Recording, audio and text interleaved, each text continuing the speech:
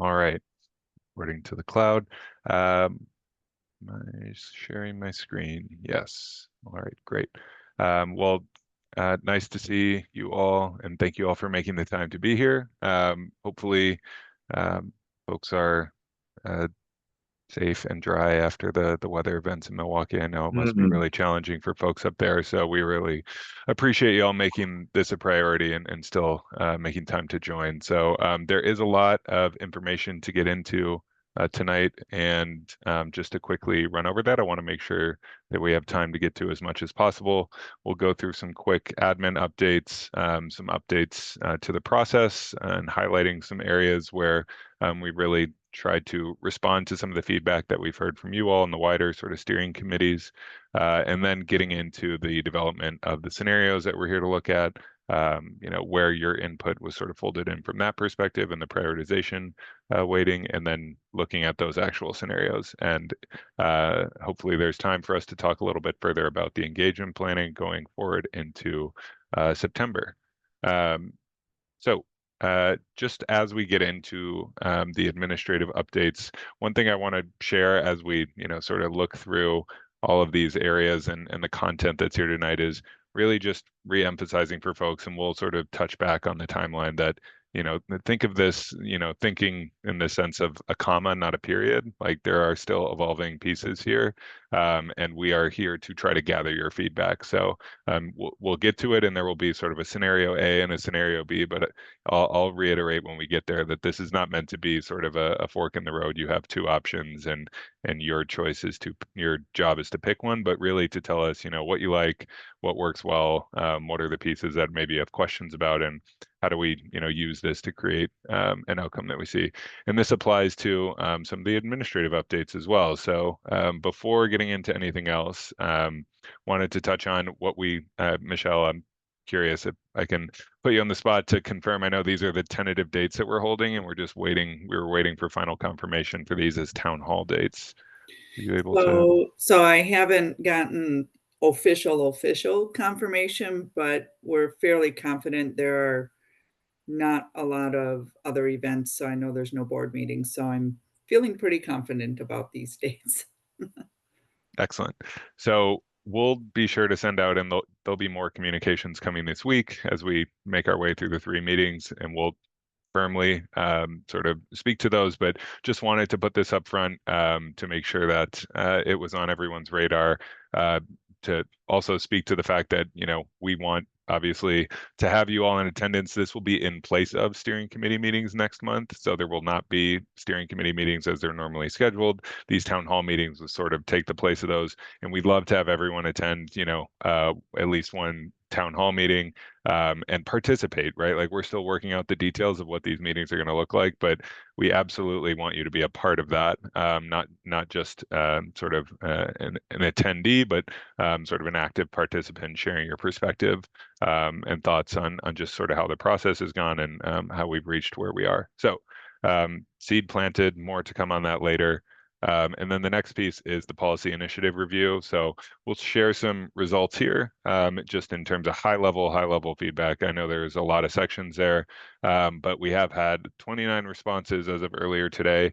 Just given some of the challenges over the weekend with weather and everything else, we want to keep this open through this week, just while we're doing these meetings. So if you haven't had a chance to fill it out, or had any other edits you wanted to make, we are going to keep this open until Friday, end of day. So if anybody has lingering thoughts.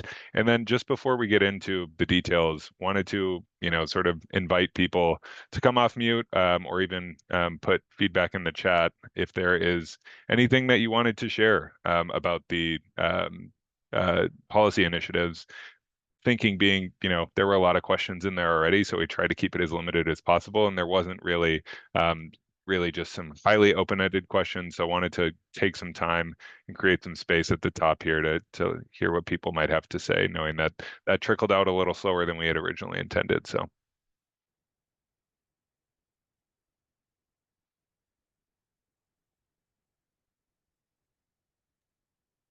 all right. Well, the offer stands as I just finish up a thought, but I we just, are.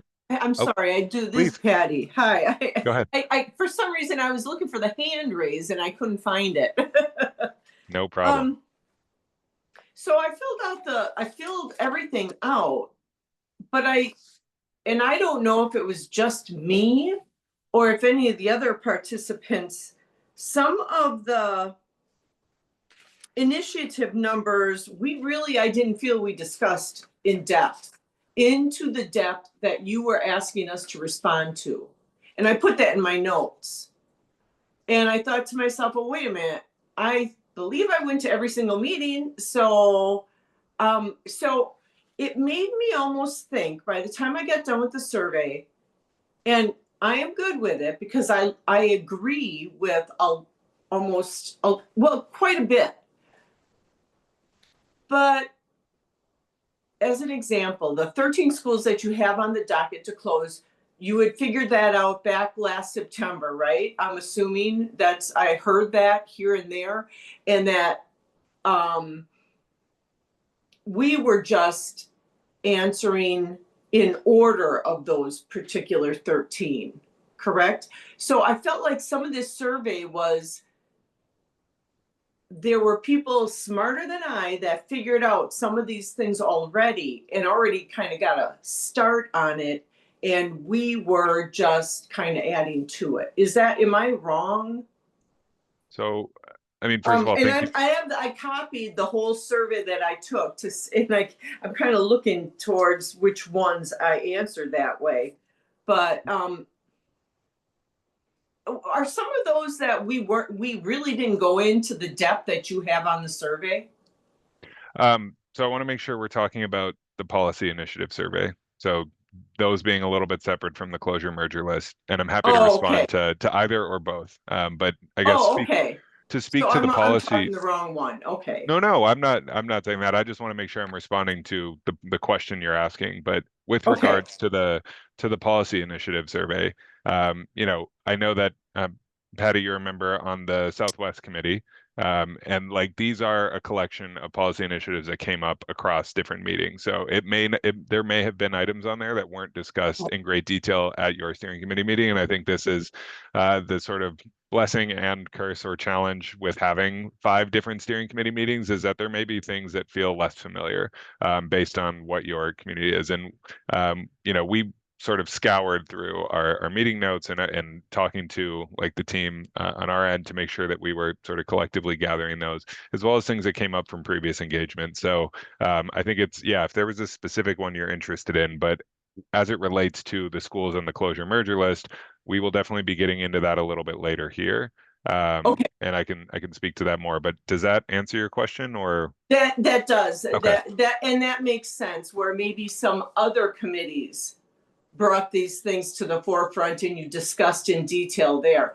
I mean, like I said, and a few of those that I totally disagreed with and I put down that I did.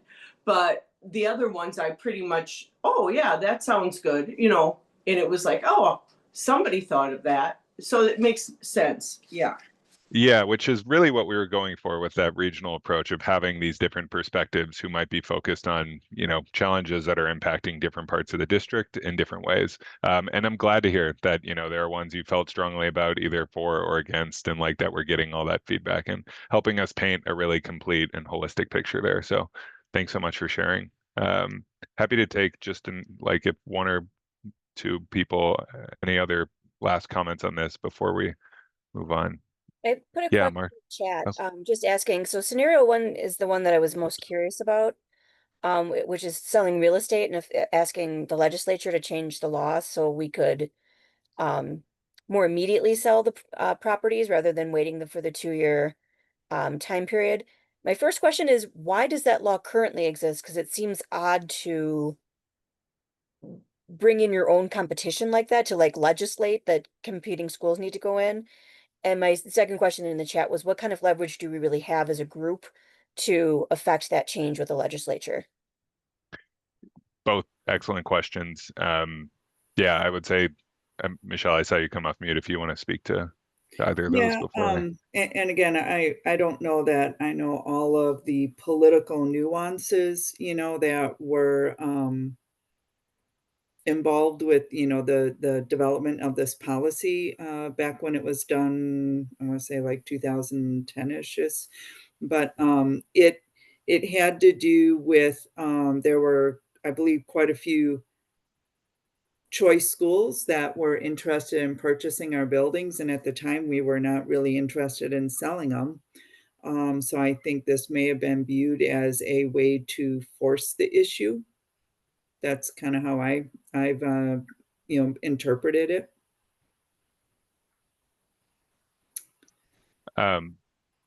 Yeah, and I see, Jay, that you put a comment in there as well, providing some additional context in terms of the history. Yeah, I was not going to speak to the sort of history of where it came from, but in the second part, we've acknowledged too, as we've talked about that notion that this would be more of a recommendation to the district to start to, like, I think this is something that MPS would need to do as an entity, working with the city, working with, state representation as well. Like, it is definitely a much larger task and not within the locus of purely MPS's control. So hopefully, I think that was noted somewhere, but we just know that it is sort of at the root of many other challenges that the district is facing. So I want to make sure that even if it is not something that can be directly sort of addressed in a short-term period, that it is still a consideration. Yeah, I guess that my concern is that I feel like we'd get more money from a developer than we would from another school. Another school isn't going to have the same kind of money to spend. And Yeah. so if we're really looking at like investing in MPS, it feels like it's a better choice not to limit it, but I don't know that we can change it that quickly. Yeah. The other, and I'll just kind of second the other reason why it's challenging is that if a building sits vacant, everybody knows it's susceptible to vandalism and break-ins, and all it does is reduce the value of the building. So, it's like watching a house on your block, not sell, and 5 years later, it doesn't look great. So. Yeah. Well, just one last note. So these feedback break questions that are showing on the screen, Nazar will drop a link in the chat once we get to it, but we are going to have the poll everywhere tool sort of in operation so that people have the ability. You can absolutely come off mute as we're going through the process, but some people might feel more comfortable typing things out or wanting to share longer thoughts. So we'll have sort of breakpoints throughout the presentation to allow you to share feedback in that. And then just to speak at the top too, we will be following up at the end of this week with some means of providing more sort of comprehensive feedback on everything we're sharing. There's a lot of content to get through, so I want to make sure we get to it. But just before we do that, so quick sort of paraphrasing here for those initiatives, but these are the results that we're seeing in sort of the ranked order for that last pair of questions on the policy initiative review. So just in case you're curious, standards of care for staffing was the sort of highest ranked priority effort, with a transit shift to public buses being the bottom. And so what you're seeing is just the darkest color red is those who put this as the number one choice, and then sort of going over from there. So as you see the reds and oranges bleeding over, that shows you sort of how those are in the first place options. And then for the short to medium term initiatives, a little more contrast there with the top three really showing up in a serious way as highest priorities, which is enrollment, sort of standards or caps, school program information availability online, and then a centralized facilities funding model. So more to come on that. And if I didn't mention, we are planning to share the entirety of this presentation immediately following the meeting this evening. And so we'll have that available to you all as well, just added to the Google Drive. All right. So I'm going to go through just some of the process reviews and just a high level overview of the process to remind folks, and then some updates that we've made to it to just sort of center in those. Just a quick touchback on the initial timeline that we had laid out from a very 10,000 foot view. And we were sort of in this options development stage when we entered and created the steering committee process. So really to have more engagement and involvement in building that out. So again, just highlighting, thinking Common Up period, we are still sort of evolving those options, and the engagement referenced here would be for sort of broader community engagement in those town hall meetings. Let's see. So quickly touching on guiding principles again, I won't read through every one of them. Hopefully you're familiar now. And we know that when you're flipping through this offline, we just want to have all the content in the same place, but sort of grounding in that. From there, step 2 was sort of identifying those data inputs. So to look at, that initial sorting tree focused on utilization, program access, building condition, and geographic distribution. The strategy candidate groups that were developed from there. So having those groups that were then created in the tool, and then the preliminary sorting tree, which is how they got there. So the updates that we've made to that process, hopefully that's all familiar territory for you all. Happy to jump back if anybody does have a specific question, but one that we wanted to touch on early, and there's so many words on this slide, which is how you know it's a good one. But all joking aside, I will try to explain this super high level, and feel free to dig into it later. But basically, we adjusted the way that we were scoring the composite building score. So instead of using decile-based sort of comparisons against one another, we are now doing thresholds and sort of tiers. That is to say that, if a school has less than 25% of air conditioning in academic spaces, it will receive the same score as a school that has no air conditioning. Whereas previously, because very few schools at MPS have like a lot of robust air conditioning, the scores were sort of outweighed, and you'll see that in the third bullet here. If it had a small amount of air conditioning, it was getting a very sort of ballooned or significantly better score. So we think this is far more representative. It's also just folding in best practices around what is a good FCI, what are your target energy and use intensity for K-12 schools nationwide put out by the EPA. So having that information to sort of lead it. So this did change building condition scores, composite building scores, which may have come downstream to sort of have schools land in different strategy candidate groups, which I will jump to here as well. Trouble with my clicker. So we did resort those schools into the updated strategy candidate groups using that data. And with the composite building scores, some of those change. So a school that may have been only in programmatic investment category may now have been sorted into the building and programmatic investment category, because their building score is no longer sort of elevated.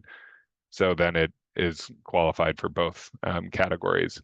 I know this is a lot, and I think hopefully as you read through it, when you take back to, it'll be really easy to digest. But we also wanted to be really transparent about the data that's still in the process of being updated, most notably program offering data, just given some of the changes that we've even discussed in these meetings, where like gifted and talented programs are being integrated into standard school models. So that isn't considered and shouldn't be considered a specialty program offering that's sort of guiding the work.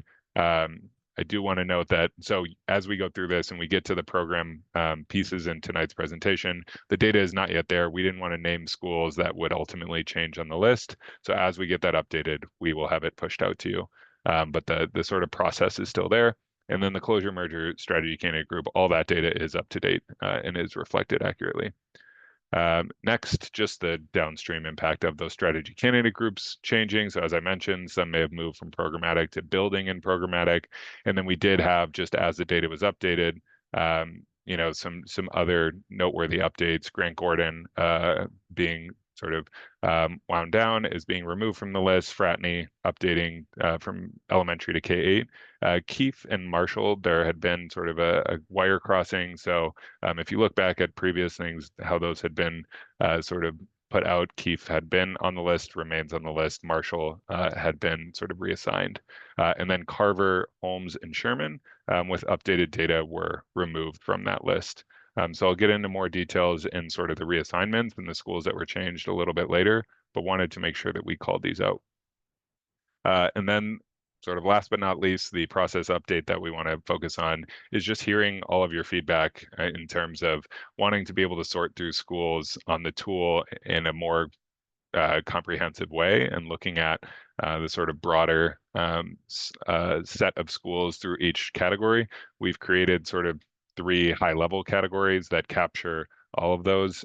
These arrows are colored to show where they're going, but basically having, we heard you and hear you and agree that it makes more sense to have all of these schools correlated. So an easy example might be, a school that's in the building addition category might also, have a real need for a building investment. Just because that school is overcrowded doesn't mean that maybe it shouldn't be included in the building investment category as well. So what we've done is created these 3 high-level categories that fold in the groups that you see here with monitoring and evaluation, site-specific evaluation into these groups, and then some of them will be represented in both. So you may be both in the building focused investment group and the program focused investment group. So I know this doesn't look simpler on this page, but the idea was to simplify and really allow a more sort of comprehensive comparison and viewpoint navigating through that. And we're in the process of getting this updated on the strategy web tool as well, which will have more to come later this week on how that can be used to sort of explore the scenarios. Closure merger did remain the same because we are confident that the data points that we had laid out for that in terms of sorting those schools are really critical and important with, again, just a reminder that is utilization, enrollment trends, whether that has been going on for 5 years, as well as proximity to other underutilized schools. So where there are some dense pockets of underutilization throughout the district. All right, so I'll move into the scenario development piece. Just before I do, any questions on any of that? I know I moved through it relatively quickly and we will have this ready to share afterwards, but is there anything that wasn't clear? The schools that were removed from the closure list. Yes. Why were they removed? Yeah, that's a great question. So going down the list, Keefe shouldn't have been, that was just a error that was reflected in the tool previously, in the web tool. But from what we had published in previous tools, and there was just a sort of over like a wire crossing with Keefe and Marshall. So those are basically just put back to where they should have been. And that was just something that showed up only in the sort of strategy web tool with the weighting, whereas like the exploration tool showing the maps and previous presentations all had those where they were. Carver shifted from being under 50% utilization to being over 50% utilization, which sorted it out of the strategy candidate group. And then Holmes and Sherman were downstream, basically Holmes was the downstream impact of that, and Sherman also was not no longer within the proximity piece. So basically, because of these sort of sorting points, so if I jump back to show, I promise we'll, but they no longer met the criteria to land them in the closure merger group. So they were resorted out, and they were, if you will, like with the priority scores, which is why this is important, they were kind of on the edge anyway. And then with those numbers, were moved out of the group. And that's where, as you'll see, as we go through the schools that are in the group and that are on sort of that prioritized list, the one that we're sharing with you tonight, those are the schools that were consistently there going forward and really just sort of, more solidly. Those changes really didn't impact the reports that we all ran before. No.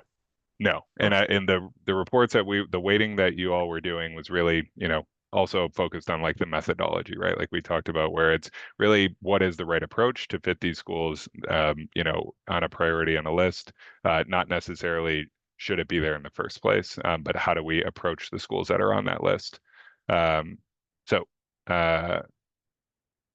Sorry, any other questions before we move on? And there will be more on here. I'll get to it a little bit later, just about some of those reassigned schools. So with the development, hopefully, again, this is not new in terms of what we're talking about, but really making sure that that is a multi-step process for implementing any of the strategies that we're talking about, whether that be a closure merger or a building investment or program investment, and just like some of the considerations that we think are important for the district. So with planning and preparation, making sure working with the school community, no matter what that strategy may be, a year, 2 or more, you'll see the plus there, which is basically just because we know that like if you're doing construction on a building, there will likely be more than 1 year required to sort of move through all that, whereas another process might have a shorter piece. So at least that second year, and then finally making sure that there is sort of a process for monitoring and evaluation and adjusting the process sort of continuously, or the overall sort of implementation plan. From there, the sequencing of strategies, this is something, that I know we've talked about and in previous meetings with steering committees, hearing that, the priority should be on buildings. So we know that closure merger has some level of a pressing nature to it. So it is sort of at the front of that list from a funding perspective as well. But that there is also, a lot of considerations that need to be taken into place. So this all does weave in with the policy stuff, but making sure the appropriate planning is done, but that buildings, and investing in buildings would come next, with programs being sort of the step 3. So this is how, from a priority perspective, high level with those strategy types, we've laid it out. And then just wanting to speak quickly on and sort of ground ourselves in how closure merger can improve the student experience, which is really what we want to stay focused on. We do have some information that you'll see on cost impacts and stuff like that as well. But really what's driving it is just this, what we want to focus on is the student experience. So just a few bullets here of, if schools are closed or merged, it will allow for increasing FTE at those schools that are having more students, increasing enrollment, access to programs. So really, looking at those schools that have low enrollment and aren't able to offer as sort of robust of services and programs as others, having multiple teachers per grade, allowing for collaboration between teachers, rather than having one 3rd grade teacher, one 4th grade teacher, and so on. Learning environments that can be improved through investments in the facilities, as well as, just this long-term sustainable approach from fewer and fuller schools that can more easily be supported. So numbers on this slide, but this is just some of the analysis that our team has been doing on the financial front. So looking at MPS schools and just the sizes of those schools. So why school size matters. When you look at just the top table there with in blue, you'll see these are the school budget costs that are recorded for this coming fiscal year. And you'll see that schools with less than 200 students, and these are specifically elementary schools, are spending on average $3,500 more per student. And this is excluding all special education funding. So that is not baked into this whatsoever in terms of the funding side. However, they are counted on the student side as they also use the building and services. But so the average non-sped cost per student, when you look at a small school, is almost 13,000, and when you look at a school above 450, or even between 300 and 450, it is significantly lower. When you factor in additional costs there, like district-wide services that are provided at that level, knowing that we spoke with Nick and the budget team about that, transportation, utilities, other sort of items that are falling into that category, that sort of delta grows in a significant way. So schools that are under 200 students are averaging about $20,000 per student, and those in the heavier enrollment range, 300 and above, are closer to the $13,000 or $14,000 range per student. So, we just wanted to really illustrate the impact that scale has, and being able to use that money then that is saved and not being used towards those fixed costs, which are flat across, any school, regardless of enrollment, to sort of increase and improve the offerings for those kids there. So I know there's a lot to take in on this slide. Are there any questions about what we have listed here? Hopefully that makes sense. Right. So what we did was developing these scenarios. So as I mentioned earlier, while there is a scenario A and scenario B that we're sharing with you tonight, it is not meant to be presented as a sort of single fork in the road, but really just 2 options that are distinct, and create some contrast between them for different paths that the district could choose, or maybe there's somewhere sort of in between that might be helpful. But scenario A, and as you'll see, is where we've highlighted and identified closure schools and receiving schools, and that is a more merger-focused approach, where you have one or more schools merging into a receiving school, and the schools that they're departing from being closed, and then you would have investments targeted towards those receiving schools to try to mitigate impact. And scenario B is where closure schools would be identified without a designated receiving school. And instead, you could provide priority access from an enrollment perspective to those students who would be impacted by the closures. So this would really be focusing on, prioritizing student choice, and then also the investments would go down to those prioritized lists from like the building focus group or the program focused investment group, rather than focused on receiving schools. So I'll explain this in a couple more slides here, but one is more community-based and really trying to mitigate the impact locally on those communities, allowing schools and students to remain together as a community, and allowing MPS to sort of, easily predict and plan accordingly as to where those students will end up. Scenario B would really be focused on the individual, like I said, and then looking at investment based on the prioritized lists and, obviously geography as well, wanting to balance that impact. I will note too that scenario B obviously would require coordination with the enrollment team to make sure that that could be done. There's a couple of different ways to approach it. Again, we're at this sort of draft idea phase where, obviously we'd need to work that out. But my understanding is there is some precedent for prioritizing enrollment for students in the district as it's been done before. So we don't think it's a non-starter to prioritize those, even if there are schools who might be, currently over enrolled. But you'll see here where there could be easy alignment with policy initiatives and those of like enforcing enrollment caps and addressing some of those overcrowding issues. So just a quick diagram showing that. You'll see these pop up, but really just trying to illustrate, what a merger versus a pure closure strategy might look like, where you can sort of predict where those students would go. And this is our sort of first feedback break. So I know we just moved through a lot. We have the link in the chat. Nazar just dropped it in there. You are welcome to sort of add these things. This is not similar to the meeting we did in June where we couldn't move on to the next slide until everyone had typed in their response. We'll leave this open. If you have thoughts, if you'd like to come off mute and ask clarifying questions, happy to take those as well. But we just want to give sort of a flowing opportunity to share thoughts and feedback as we go. And again, this is not your one and only chance to do so. There will be follow-up information, but anything that's on the top of your head.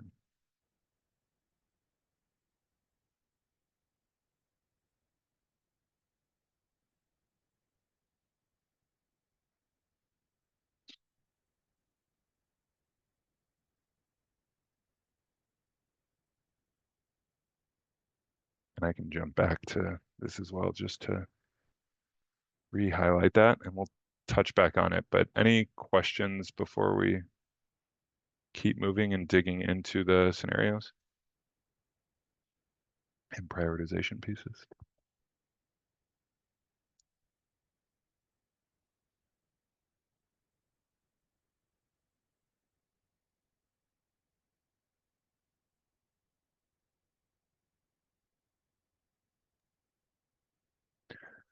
Okay. Well, we'll keep this open if folks want to share thoughts, and the link will be the same throughout the presentation. So if you have that web page pulled up, we'll update the question as we go so that we can sort of sort that feedback, but it will remain on available as I continue forward. So just in terms of the input that we received from you all and the committee, so wanting to share some averages of what we saw based on your steering committee weights. So thank you to everyone who took the time to sort of create those weighting scenarios and leave thoughtful feedback on them as well. It's really insightful, and we certainly appreciate it. So what we've done here is averaged out all the input that we received. and used it to sort of inform and align our recommended weightings to those, and making sure that sort of your voice is carried over on that front. So at the top, you'll see utilization rate. Just to sort of ground everyone again, 58%. What that means is that slider that was 0 to 100%, the average was a 58% landing point. So that is not to say 58% of you did X and 42% did Y, but just that was the highest rated factor and weighting criteria. From there, it was building condition, student economic status, and attendance area. Academic performance is one I do want to speak to, just because you'll see on the right the sort of 5 metrics that we selected to be the highest priority. Academic performance was a really polarizing one, which hopefully is not a total surprise to folks knowing the conversations that we had last month, but some people weighted it at 100, other people weighted it at 0, and weighted others higher. So for now, we have made the decision to leave it out of the weightings, knowing that it could be added back later if the district so chooses. Just reemphasizing that this is a living and breathing tool. So where we landed with the weights, you can see above. These are the recommended scores. So again, the top 2 are consistent with what we heard from steering committees, which are utilization rate and building condition. We added in ADA accessibility, which is still listed as compliance there, but just to reground people, that is wheelchair accessibility to academic spaces in a building, either by elevator or ramp, just because that is not part of the composite building score. And then, as I mentioned, the academic performance piece was excluded. So the driving factors here that we're showing are utilization rate and building condition, as well as students in the attendance area, just from a local impact perspective. And going back, we know this is something that's been brought up a lot. So these resulted in the priority scores that you would be able to see yourself using the tool, and that prioritized list is on the right there. So that is, you'll see that is down to 10 schools from the original 13, Patty, like you had mentioned, when we consider the schools that were sort of reassigned.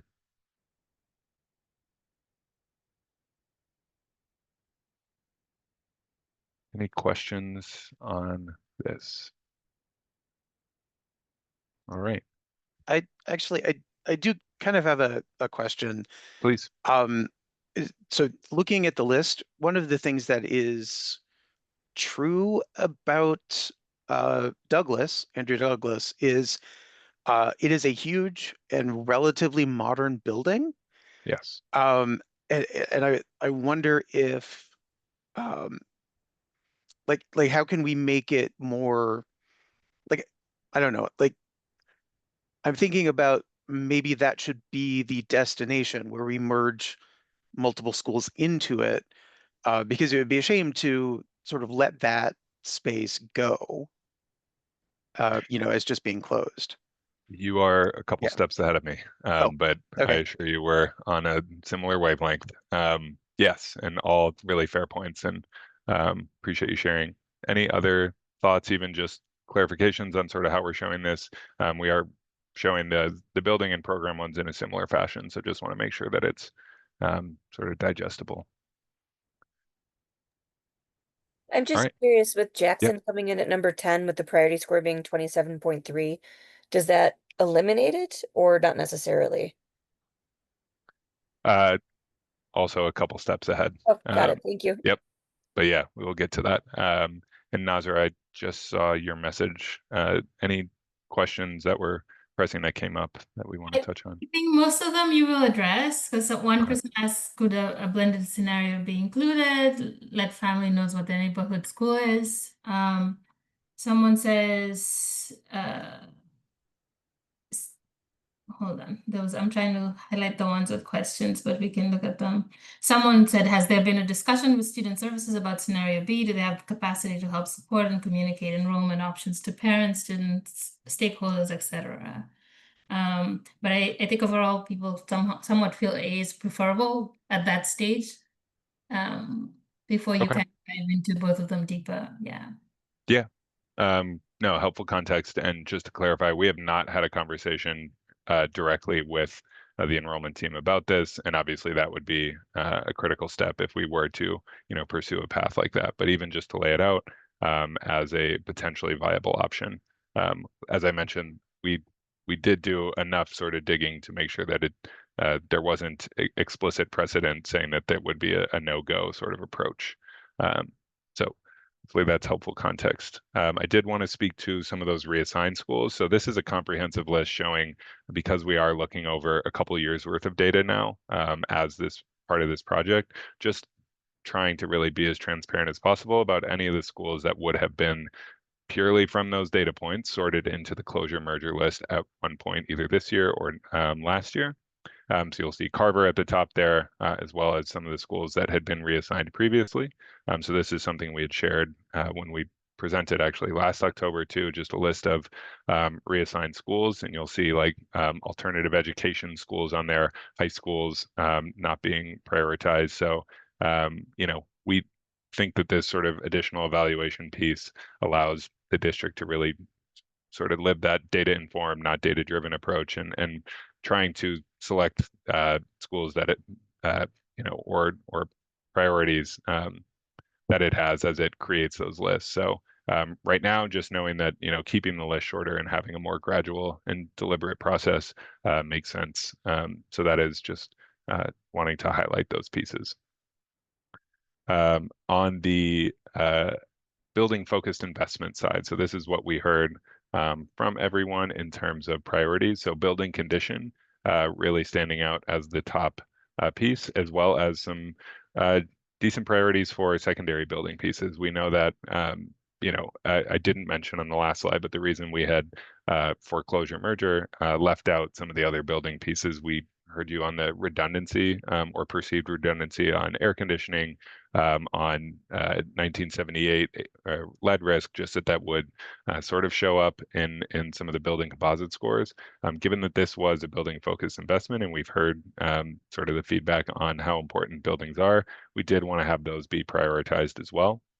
So these were your responses, and what we sort of landed on was building condition being the leading charge, and then giving a lower weight, but still some weight to other pieces that really do sort of separate like a quality, like the highest quality buildings in the district, maybe, or perceived, and those that may be more middle of the road.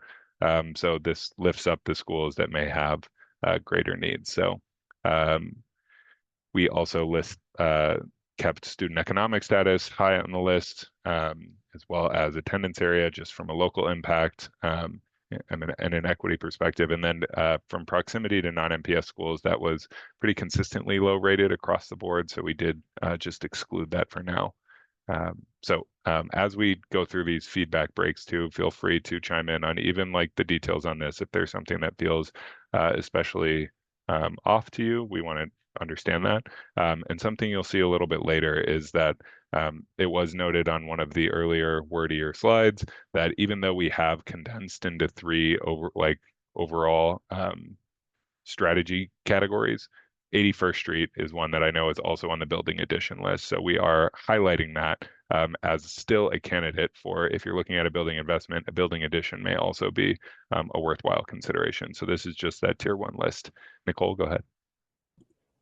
Yeah, hi. And if it seems like I'm going down a rabbit hole, please direct me elsewhere. So looking at this list of 10 and then just considering that it's closure merger, my concern is when you look at other school districts, for example, Green Bay, a much smaller school district, recently voted to close 6 schools.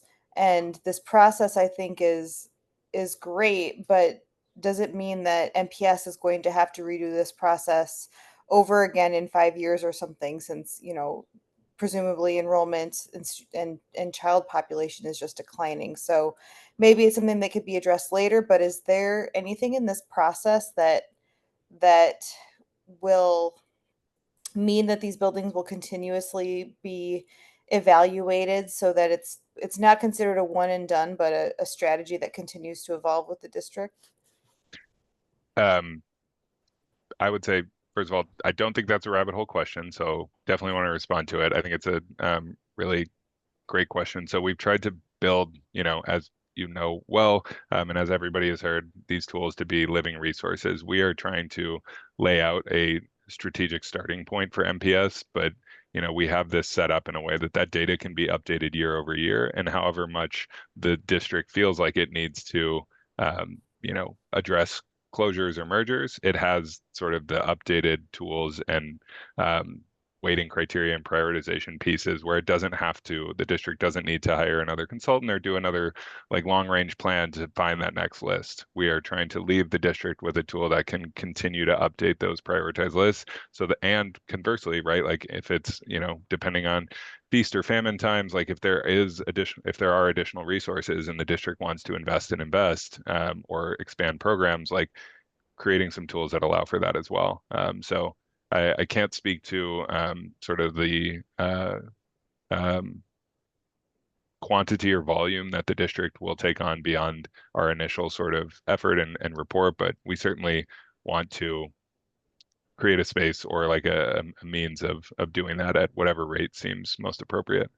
Jay, did you want to chime in? So with the understanding that there is another set that we're about to look at, I'm thinking of this from the high school perspective. I teach at one, and I'm very, like I want to see the high schools be more successful than they are right now. High School of the Arts is the only school on the high school on this list.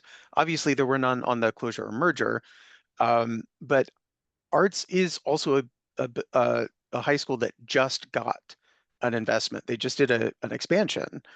And so I'm very curious to see what's going to be on the next slide to see if there are any other high schools that would get, because it seems like Arts is the only one on the list based on these factors that would get additional building investment. And like they're the high school that just got the building investment. So, what else are we considering, or what else might be in the pipeline to make more high schools than just this one, something that feels new and refreshed and attractive to families? Yeah. So I will say, this is the first tier that we have a couple additional tiers listed out.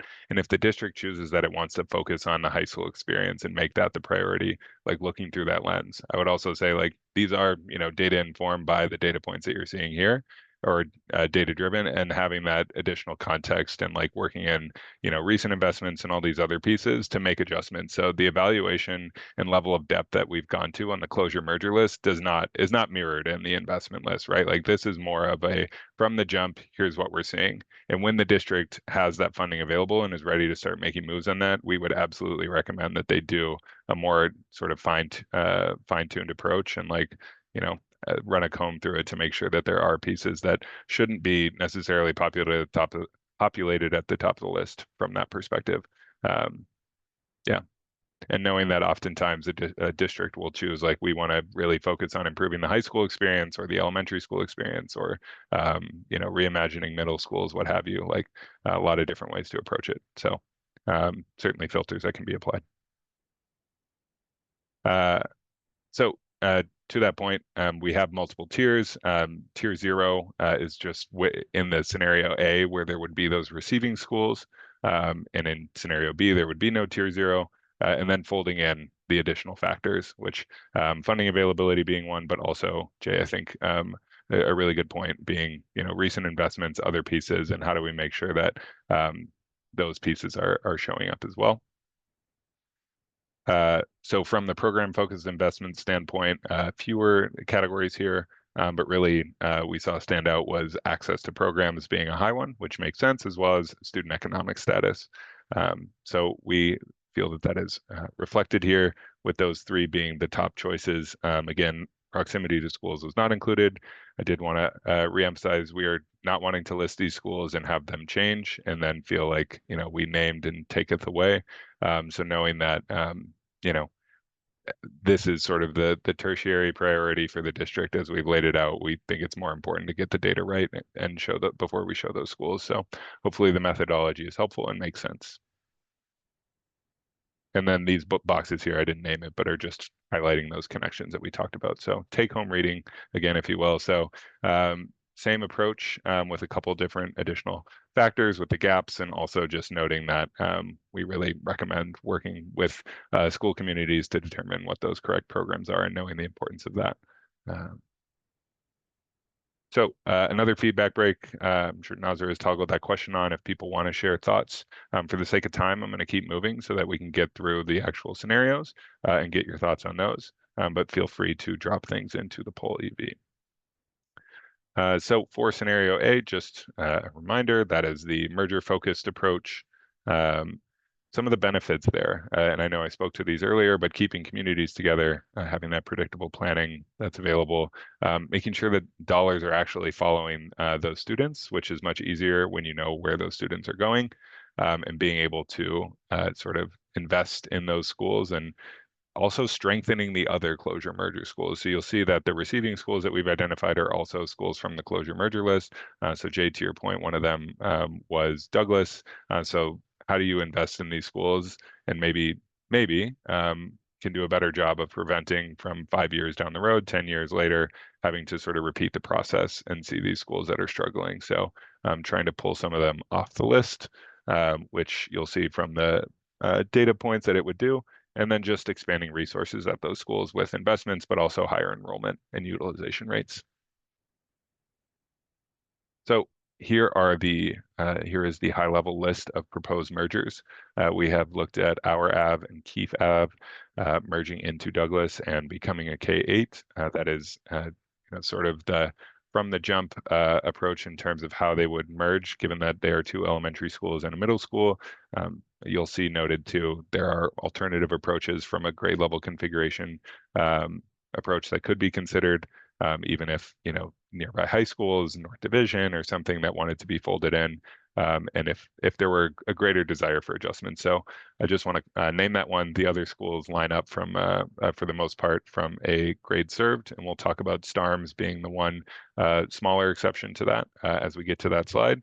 But you'll see, Kim, as you mentioned too, some of the schools that are on the list, how they are sort of folded in, and hopefully moved off the list in a different way by sort of having additional students brought to those schools.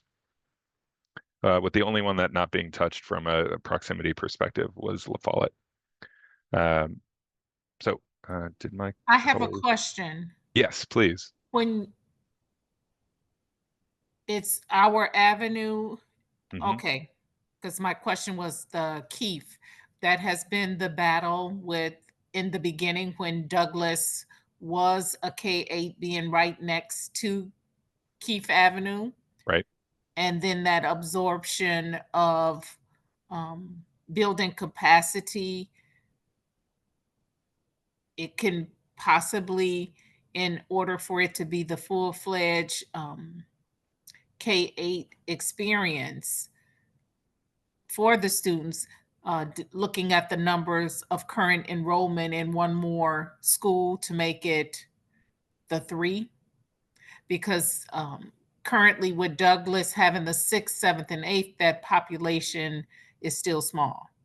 Absolutely. Yeah, and we have some specific details on the upcoming slides that'll show just kind of how those numbers would work together. So just in terms of considerations that were made, and I think are really important to call out, is really minimizing disruption. So trying to look at those schools that have lower enrollment to limit the impacts that you're having on students and families. So knowing that, for example, I know Brown Street has a higher enrollment. So by having them be a receiving school, while it is still a change that those students and families will deal with, it is not necessarily moving the larger sort of student bodies around. Proximity to one another was really big, trying to limit access requirements or travel increases and ease transitions as much as possible. And then just looking at the building quality and amenities. So recent investments being part of that, as well as just those building scores and the age of the buildings. And, from a long-term perspective, if we're looking 10 years out, how can we focus on the buildings that have that are newer and maybe have a greater life left in them. So this is the first one, just showing from a map perspective in a distance where those schools fall. So you have Our Ave and Keefe Ave in orange, and then Douglas in blue. So Keefe, Dr. Walker, as Dr. Walker mentioned, very, very close on the same parcel of land, an hour not too far away. And so then from a sort of data standpoint and just some of the numbers there in terms of students attending each of these schools. So just showing what their enrollment and capacities are, utilization rates, as well as the students in the attendance area. Just to speak to Douglas quick, there is not a defined attendance area for Douglas when it was brought back online as a school. So that number doesn't necessarily exist, but we've got some information later in the slides that'll still help illustrate sort of where students who attend the school are coming from. As well as building scores. Those are the updated composite building scores and ADA accessibility. So some of the considerations that we think are important in terms of why this was sort of an option that we thought was worth considering is just the low enrollments of these schools. So from an impact perspective, none of the schools do have air conditioning, so there was not one that stood out in that perspective to drive it to be a receiving school. However, Douglas is a newer school. It's ADA accessible, while the other two are not, and is 50 plus years newer than the other schools, and has, received more recent investments on the interior as well. So the enrollment, once combined, would be 379, which, going back to that table showing, just the cost per student and then sort of resource consolidation and purchase power of that school would go up. We don't have miles listed for student travel distance, but we did want to show you, like, as we move into September, these are details we want to be able to tell people so that they can really wrap their head around what that would be. And then the deferred maintenance cost avoidance is the deferred maintenance values from Auer and Keefe plugged in there, assuming that MPS would not sort of be prioritizing those costs. So that is one cost, sort of trying to show some dollars saved. Operational costs would also be factored into that, but are a lot more variables that need to be evaluated to try to estimate what that would look like. But just wanted to make sure we called that out. So the structure of this sort of option is how the rest of them are sort of laid out. So I'll hopefully move through them just a little bit quicker, but please don't hesitate to come off mute and ask questions. We just want to make sure we get a chance to get through everything tonight. We know that it's a lot of listening and less group talking. So that's why we wanted to make sure we had the Poll EV and everything else, but more to come in terms of. I do have a question. Please, Patty, go ahead. Okay, even with the merger, at 379 students, Douglas is supposed to be able to hold 1,100. So you're still under 50% utilization. That's correct. Yeah. Well, And that you're under 60% utilization. Yeah. And it's hard to know where to draw the line on how many words to put on a slide, but there are other alternatives that could be like, is there a way that you create part of Douglas to be for a partner program to occupy the space and offer services? Like, that's not to say you should have guessed that by looking at this slide, but as you look at other options for schools, like, we want to lay those out as well. So it is a very large school. But that's great feedback that I would very much love to make sure that we get jotted down too, so that if you have ideas for how that space could be filled better, or like other ideas beyond just what I'm mentioning, we are all ears. Well, I'm looking at it as a perspective of just the actual resident. I mean, I'm not a teacher, I'm not an administrator, I'm not any of that. But when I actually look at, because you're still paying to heat that entire school. You're still paying, for everything for that school. And maybe there's a different alternative, but just saying, that's what a normal person that doesn't have all this stuff, have the foresight of what MPS might be doing with that school. So you might want to put asterisks in there somewhere. Yeah, no, I think it's a really good point. And you'll see in scenario B that there are other options we've laid out for how to approach this. So we'll get to that. And Jay, I saw your note too about like an air conditioning investment, right? Like, this would also highlight Douglas as a receiving school and top candidate for investment. So like, keeping that in mind, that, what is the correct investment, knowing that it is a newer school and has a lot of newer amenities, air conditioning might bring it to a point where it becomes a more attractive option and continues to sort of build momentum in a positive way.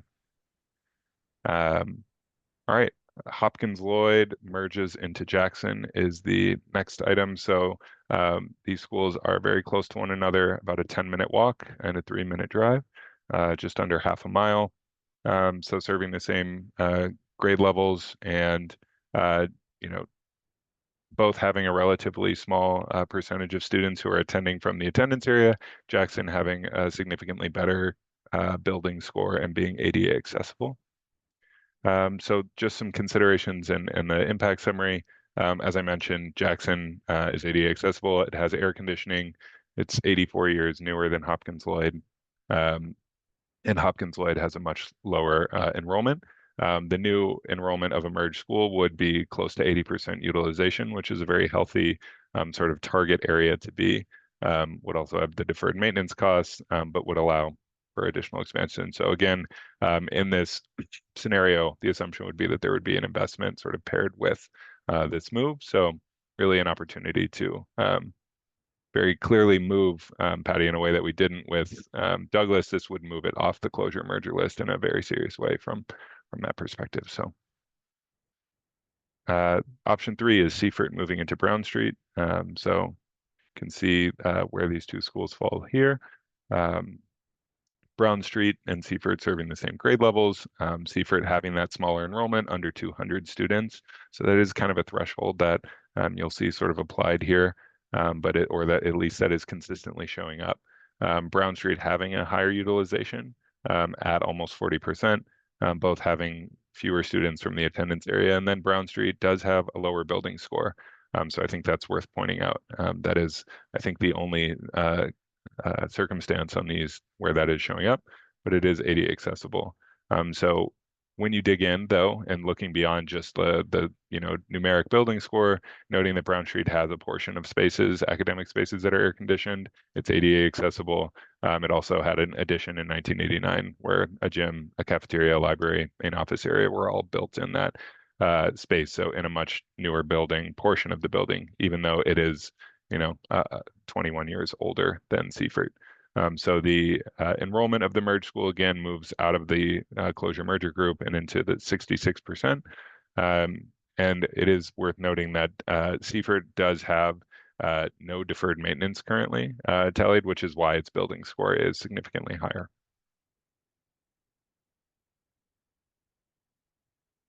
And option 4 is Clark Street into Starms Discovery Learning Center.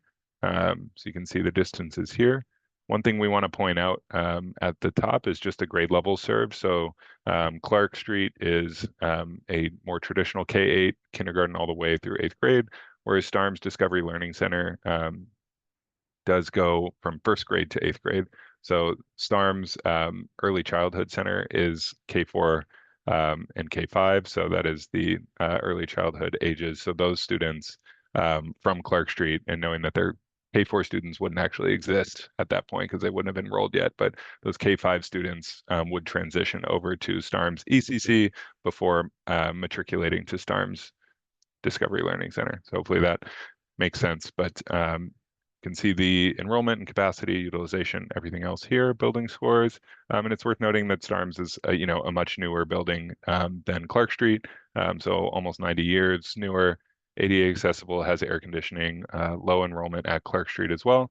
So moving that utilization to a higher level and a smaller, more modest amount of deferred maintenance cost savings, but really moving that, merged school enrollment total to that higher threshold and improving the resource allocation there. So that is scenario A.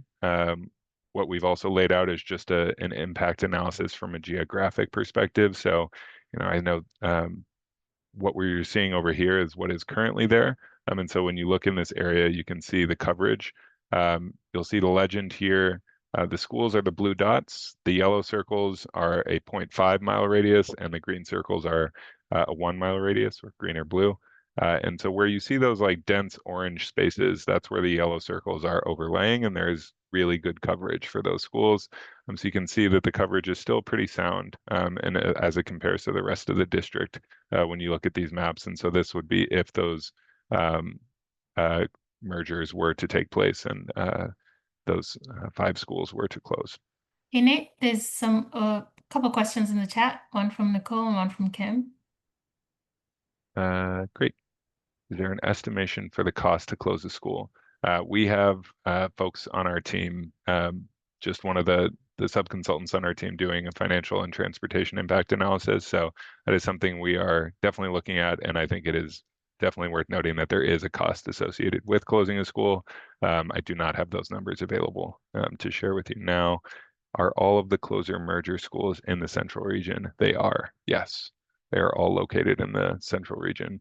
So as I shift to the next slide, and happy to jump back, you'll see from a school board district perspective, which I know we jump back and forth between school board districts as well as regions, which are sort of winding down. So hopefully that still makes sense. But you'll see that this is showing just the adjustments in capacity that would take place. So how many seats are available for students in each school board district. The green line is that current capacity. So this is School Board District 4, which is where all the closure merger schools are as well, at least the ones being acted upon in this scenario. So that capacity drops down to a more modest level, while the enrollment sort of remains the same because those kids would be staying within the same area. And so, yeah, showing that information. And still sort of bringing it into a more similar line with a lot of the other areas of the district. From a building focused investment standpoint in scenario A, we would have that tier 0. So that would be Douglas, Jackson, Brown, and Starms being at the highest sort of priority for receiving investments, whether that be building or programmatic, but they would receive the first look. And then you'll see the building addition candidates noted there as well, just to show that those sortings do still serve a purpose and add value, as well as some other schools that are in those tier 2s. So those are just broken up in again, in top 10 for each tier. So Jay, to your point earlier, I'm not sure, if those cutoff points make sense. And this is another thing where we would want to make sure we're encouraging the district to look. If it's a fraction of a point, that shouldn't necessarily be a deciding factor. Yeah, I mean like breaking it up into tiers, first 10, next 10, but even looking at this list, there's High School of the Arts is still the only high school on there, as far as I can see. Yeah. Yeah. And then just to show the regional distribution of those schools in the tiers. So to show where they're landing, you'll see the tier 0, those highly prioritized schools being in the central region. Tier 1 has 5 central region schools, and then 2 in the east, 2 in the northwest, and 1 in the southwest, and then moving on from there. I'd just like to mention that we're data informed on this. So the things that are coming to your attention about Milwaukee High School of the Arts, I think is a valid observation and question. And I think that with each one of these data-based outcomes for just, reading the charts and where things land, there's going to need to be a secondary look-see at other layers of information that will speak to, does this make sense? And if so, why? What is the impact? What is the long-term outcome proposed long-term outcome? And hopefully if there are any other things that either need to be done in conjunction with or measured against those ideas, those will be taken into consideration as we develop the plan further. But I definitely see your point. Yeah, and I'm just like, it is 9th grade is the point where we lose the most students to non-MPS options. And, like, how can we try to keep some of those students that we have through 8th grade if we're not making investments in our high schools and, doing something to make those high schools more attractive to the families that are leaving? I just kind of feel like that's something that should be in the mix. That is a key yeah. piece of information that definitely should be part of the overlay in consideration for either other high schools to have a balanced approach. and considerations to be made. If we're doing this here, then does that put us out of balance, or does it balance things out just by doing that? So yeah, and I would just add and reiterate that we can always apply filters for school types if the district wants to prioritize those. But Jay, I think you raised a really, as Linda mentioned, a really poignant point in terms of where the drop-offs are happening and how to address sort of the areas of greatest need. So I still think these tools can be applied through that lens and just taking that approach. So again, the program focused investment will be the similar approach. We don't have those lists listed here, but if you want to add more feedback, please feel free to do so, and then we will jump into scenario B. Nate, there's a question from Marshall in the chat where people can respond to this.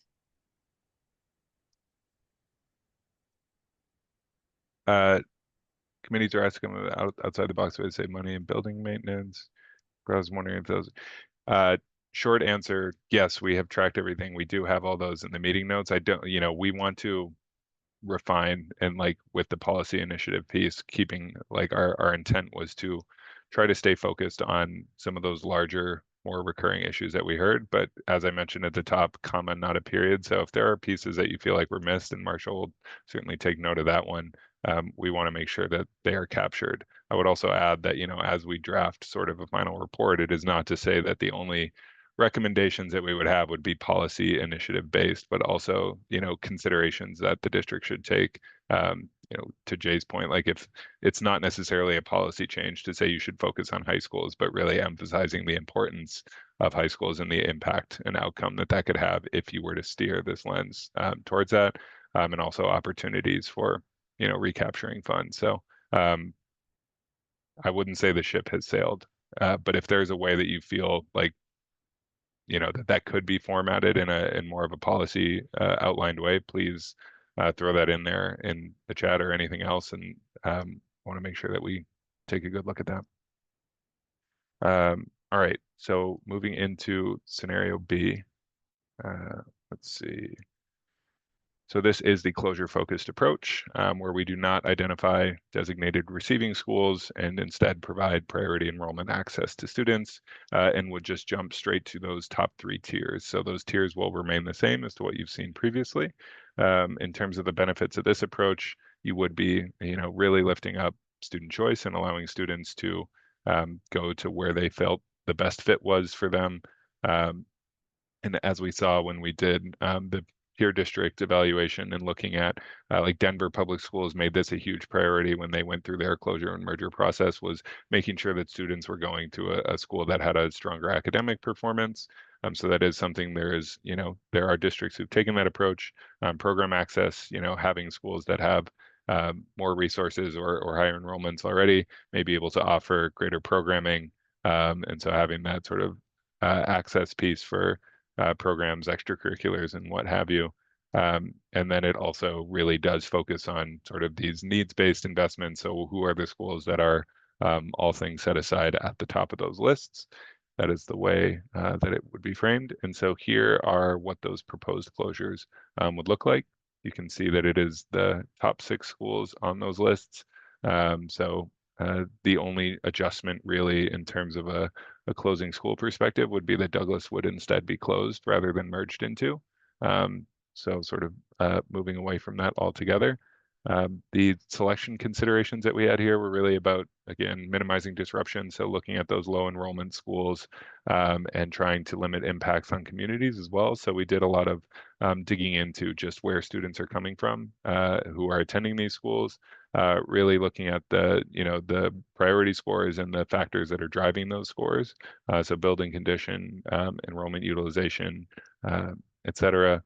And then the available school options. So what is around these students, what is available to them if they wanted to stay in the same neighborhood or attend school there, or if they were to opt to go elsewhere. So looking at Douglas, some of the primary factors that we had looked at there, you'll see on the bottom just the schools that are underutilized nearby in the green. So having availability there, and this is not broken out by school level, so it is just highlighting all the MPS schools. It's sort of in that shown area. These are the same sort of details that were provided earlier, but it is one of the lower enrollment and lowest utilization schools in the district. From a building condition standpoint, it is not at the top of the list, but and lacking air conditioning. So it does, I want to make sure that we're not contradicting ourselves. It is better, but not the best in terms of a building condition standpoint, and that there is excess space nearby. So this isn't less because Douglas lacks a attendance area. This doesn't tell you quite as much as it will in the coming slides, but these green hexagons are showing where students who attend Douglas live. So these are MPS students attending Douglas, and these are the areas where they live. The darker the hexagon, the greater sort of concentration of students who are enrolled at Douglas. And then in contrast, what we're showing here is all the students who live within 1 mile of Douglas where they are attending school. So there is a 1 mile drive shed. You can kind of see that light blue circle around Douglas there. And all the MPS students who live within 1 mile of Douglas are going to school in all of these areas. The larger the circle that you see is the greater concentration of students. So students really spreading out, across the city. And you'll see this continue to show up as we go through these. I'm going to move relatively quickly. If you have a question about a specific school, please stop me, but they are sort of similar approaches, and you'll see some of the similar characteristics across these schools with, just low enrollment and utilization, building conditions, nearby availability. So when you look at Hopkins Lloyd, for example, with its attendance area rate, it is there are 230 age-eligible MPS students who live within that attendance area, and only 19 of them are actually attending Hopkins Lloyd as of last school year in that enrollment. So that is a capture rate of about 8% of those students. When we shift to the next slide, you'll see that students who live within that mile of Hopkins Lloyd are traveling pretty much all over the city, or at least to a good range on the sort of upper half of the city to attend school.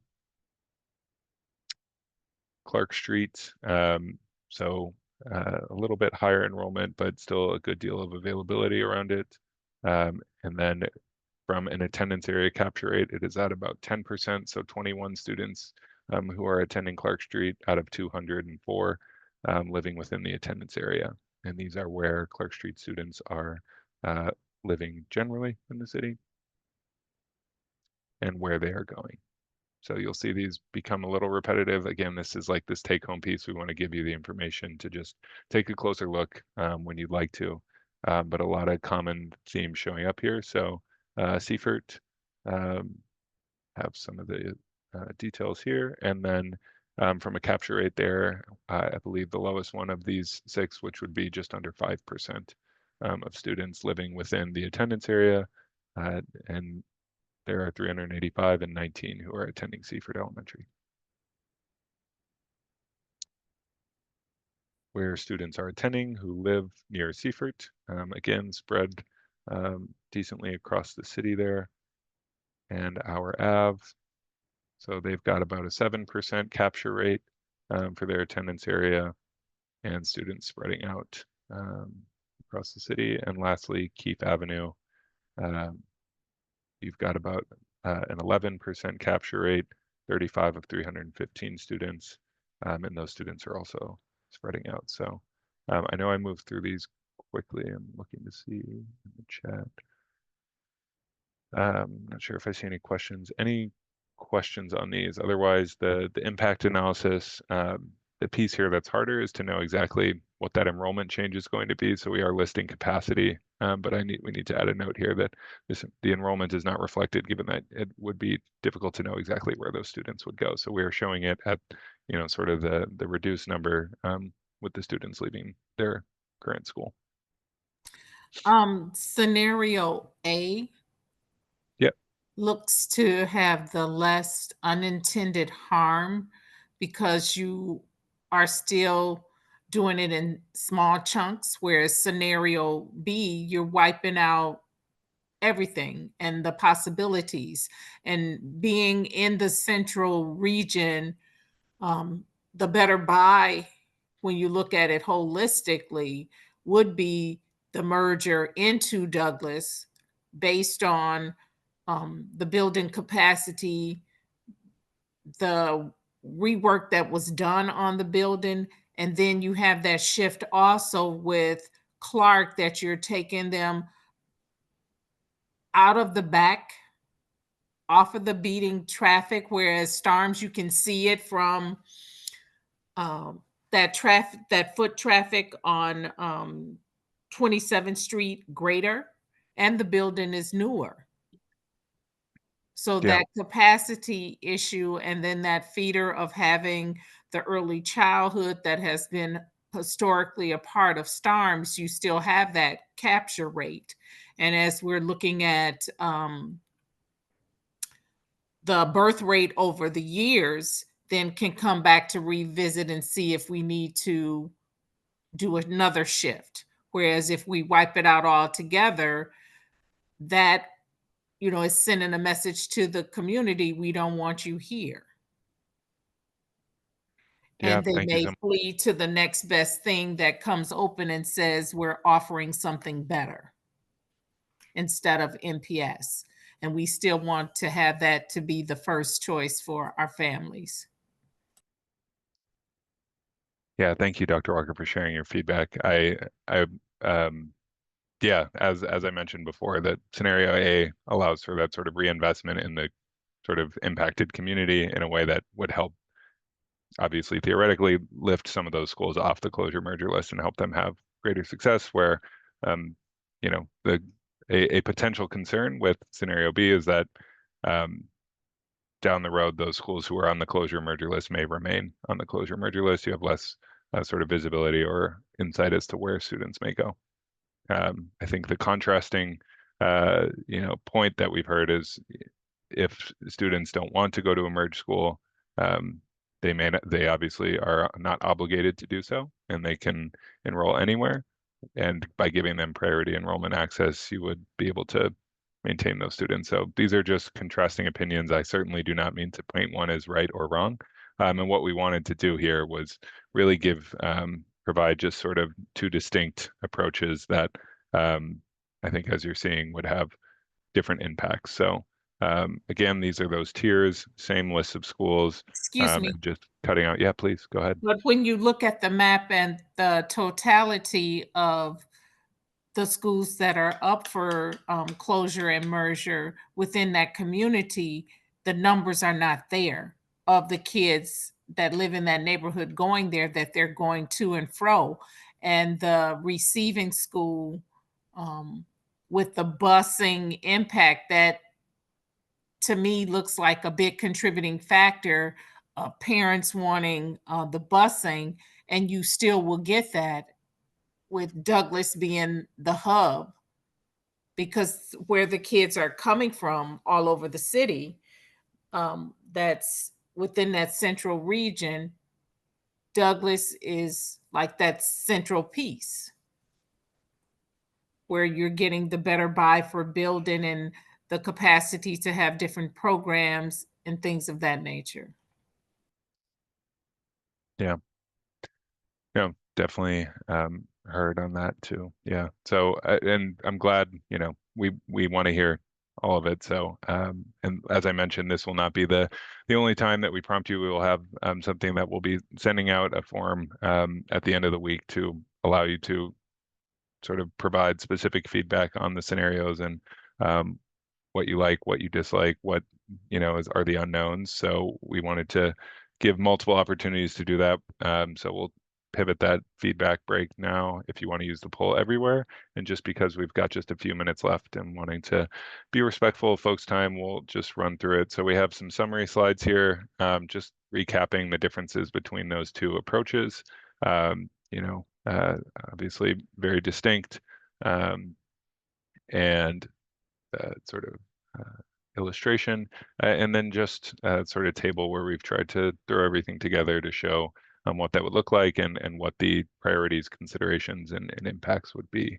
So no new information on this slide, just something that's hopefully helpful as you take it home to look at it, and you know, what may have more desirable outcomes from the district in your in your opinion or from your perspective? And then finally, yeah, so just showing scenario A has that tier 0, or scenario B does not. Same thing with program focus. So one last key detail that we wanted to include was just because this is not meant to be solely focused on closure, right? Like we are talking about investment, and if there is a desire, one of the pieces we didn't include here, and I know we've discussed it in the past, but like this notion of like, can MPS consider building a new school if it wants to merge schools or something like that? We want to provide context and insight to that option as well. We are also trying to provide, that more, I guess you could call it conservative or current day approach, given the circumstances that MPS is within. But these are some numbers, a lot of numbers on this slide as well, but just from the recent referendum that Madison did and was able to pass for new school construction. So what we did here was just looked at what those costs were from a per square foot perspective. So that's that top table there, elementary, middle, and high school in Madison, and how those numbers are showing up. And then what those costs might look like applied to MPS schools. So these are the average square foot size of elementary schools within the district. So it was about 68,000 square feet. If you were to build new, something that is that average same size, it would be about $44 million. And then we sort of ramped that up to a K-8, a slightly larger school, and just how that would continue to sort of escalate. The last table is showing sort of, it's hard to say there is a definitive best practice in terms of what the correct square footage per student is. There is no national sort of guideline as to what that is, but 150 square feet, regionally speaking, is generally considered like a good middle ground for an elementary school. And that number grows depending on who you ask, and by grade level as well. I believe high schools is like 220, but if you're applying it through that lens, this is what that new construction might cost. So depending on how big of a school you wanted to build, that could house however many students, what those costs might look like. So hopefully this is just some helpful context to put into perspective what new construction might cost. And, as part of this effort, it should not be solely focused on the closure merger, but as we've said from the beginning, we want this to really outline how the district can pursue a balanced approach and try to turn the corner into the next chapter of MPS with some strategic investments as well, and having the information that's needed to pursue those in a really realistic way. So I know we're at time. Program focus investment, same concept. And on the engagement planning front, really, I think it's just making sure that we gave you the dates. We're working on getting some materials prepared for you all as well, to have like present PowerPoint slides, email templates, social media post templates, things of that nature that you all brought up in the last meeting that were super helpful. So we'll have that sent out, as well as a form to provide feedback on this one, and some calendar holds for these town hall meeting dates. So a ton of information shared here tonight. We'll leave the poll everywhere open for the next half hour or so. If there are any final thoughts you want to share, we'll try to make sure that you have the opportunity to do that. Otherwise, after we hang up here, I'll send an email out with a link to the Google Drive folder where we'll store this presentation. I will just ring the bell hard that this is, you'll notice stamped on every page is draft, conceptual only, not for public distribution. Obviously, we ask that you not distribute it publicly. We don't want to stoke concerns in an unreasonable way for folks. So just highlighting that these are in flux, and we look forward to getting your feedback on them and coming together for what is the most what are the most appropriate and effective strategic options that the district should consider, and wanting to get broader feedback on. So I'll stop rambling. How many times can I say strategy in one sentence? But thank you all so much for making the time again. And if anybody has any final questions, happy to stay on for a couple minutes longer, but want to give people the opportunity to Thanks, Nate. Yeah. I just want to say to the group, please put your comments in. I see the comments. I know we're recording those and taking notes on those, but if there's something that you didn't share or that you spoke on, but you didn't write it down so we can record it, please enter it into that tool that we just provided for you to enter it in, because it's really important. And we want to make sure that we're capturing all the good ideas. And Dr.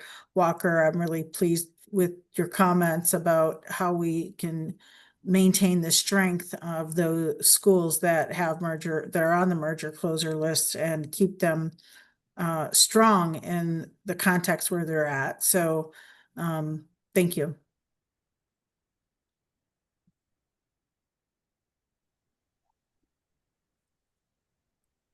Thank you, everybody. Thank you. This was well put together, well thought of. Thank you, Dr. Walker. I appreciate that. Thanks.